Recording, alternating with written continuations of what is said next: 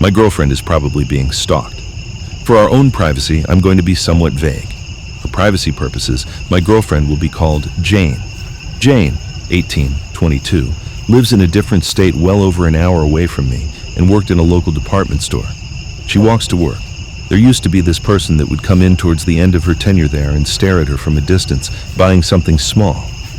This person has significant physical deformities whereby their mouth is by default exposed and their buck teeth that poke out have lipstick on them. Jane, like her co-workers, grew accustomed to men regularly hitting on them and largely disregarded them. This individual was different as they never interacted with Jane and kept a big physical difference. Whenever the store closed down, Jane began working at a nearby grocery store in the same plaza. Within a week, this individual found her there and seems to have timed when Jane gets to work and leaves. This individual will usually get there within an hour or two after she begins her shift and will literally leave at 2:29, having usually just bought a can of tuna and a loaf of bread. This person will stare at Jane from a distance and immediately avert and walk away whenever she notices them. I suspect this person may be watching Jane outside of work, possibly from the shopping plaza.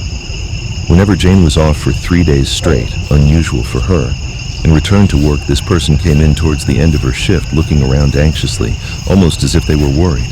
When they saw her, they immediately seemed to become relieved.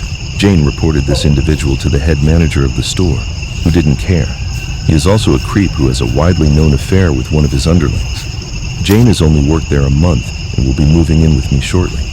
I'm armed and have cams everywhere. She carries pepper spray all the time. This situation will soon be behind us, so there's no immediate urgency.